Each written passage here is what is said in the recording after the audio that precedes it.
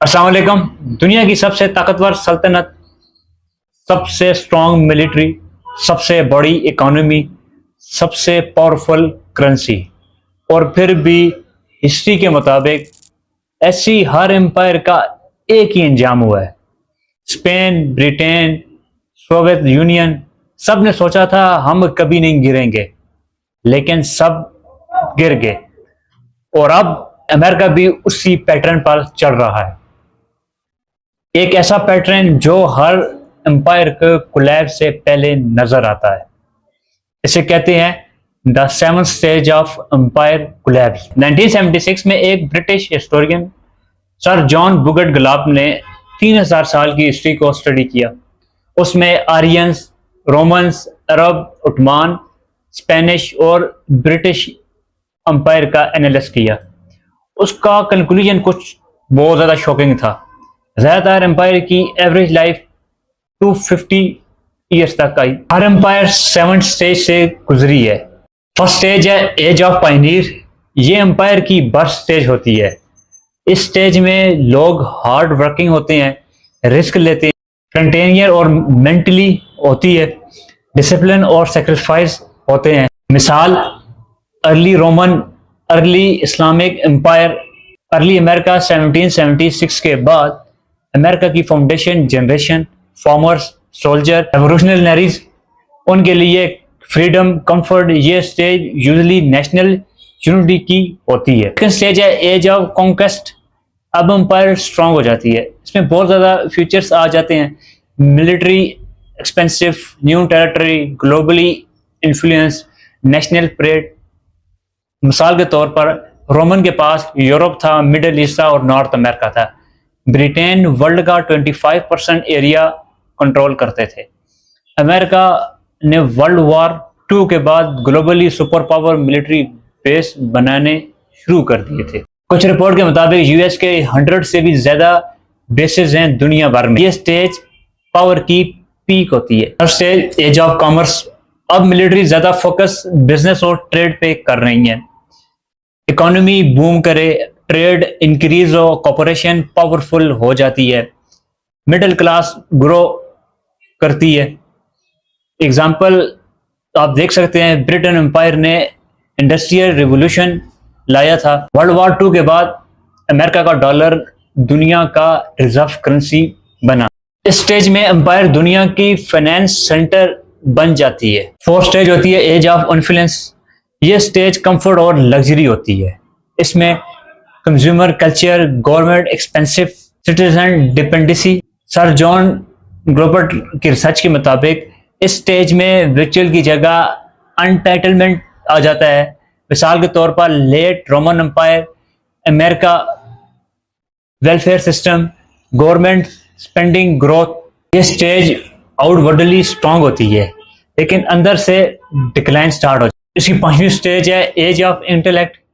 ये वो स्टेज है जहां पर नॉलेज और आइडियोलॉजी दोनों डोमिनेट करती है। इसके फ्यूचर हैं intellectually debate, political divide, elite versus common people. Institute पर ट्रस्ट कम हो जाता है। कुछ मॉडर्न एनालिस्ट के मुताबिक अमेरिका इस स्टेज के आसपास पहुंच चुका है। इस स्टेज का signal political polarisation, social divide, distrust, wealth में इक्विटी, ये सब आप देख रहे होंगे अमेरिका में आजकल। यूएस के मुताबिक नेशनल डेब्ट 2026 में 38 ट्रिलियन से भी ज्यादा हो चुके हैं।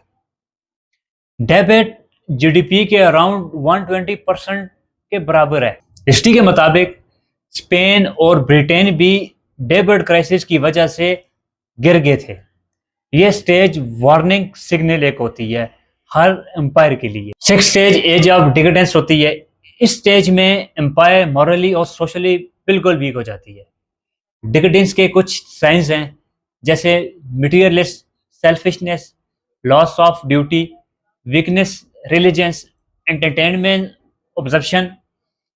रोमन एम्पायर के लास्ट सेंचुरी में पॉलिटिकल करप्शन आ गई थी, सोशल इंस्टेबिलिटी आ गई थी। इस स्टेज में नेशनल स्ट्रांग दिखाती है खुद को, लेकिन अंदर से बिल्कुल खोखली हो जाती है। स्टेज 7 डिक्लाइन और कोलैप्स।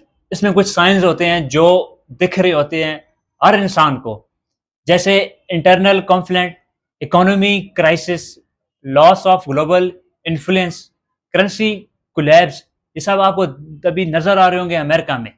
मगर अमेरिका ये चीज शो कर रहा है कि अभी भी हमारा दुनिया भर पर होल्ड है। मिसाल के तौर पर आप स्पेन एम्पायर को देख लें, करेंसी कोलैप्स डेब्ट से गुजर कर बनी थी और खत्म हो गई। ब्रिटेन एम्पायर भी फर्स्ट वर्ल्ड वॉर के बाद डेब्ट और करेंसी कोलैप्स की वजह से खत्म हो गई। सोवियत यूनियन इकोनॉमी कोलैप्स से 1991 में खत्म हो गई थी। हर एम्पायर का एक अंजाम है, इंटरनल वीकनेस और कोलैप्स। क्या अमेरिका भी स्टेज 5 पर है? कुछ एनालिस्ट के मुताबिक अमेरिका अब डिक्लाइन में है और 5 रीजन दिए जाते हैं। पहला रीजन मैसिव नेशनल डेब्ट, second political polarisation, third institute distrust, 4 rising equity, 5 industrial decline. US में मैन्युफैक्चरिंग एम्प्लॉयमेंट 2025 में लगातार गिरता रहा और अभी भी गिर रहा है। ये वो सिग्नल हैं जो ब्रिटेन और सोवियत यूनियन भी देखे गए थे। ये समझना जरूरी है कि ये हिस्टोरिकल पैटर्न है, कोई एक्सपर्ट प्रिडिक्शन नहीं है। हर एम्पायर का फॉल डिफरेंट होता है। कुछ एम्पायर स्लोली डिक्लाइन करती हैं, कुछ सडनली कोलैप्स कर जाती हैं। हिस्टोरिकल पैटर्न बताती है कि फ्यूचर गारंटी नहीं है। हिस्ट्री एक वार्निंग होती है।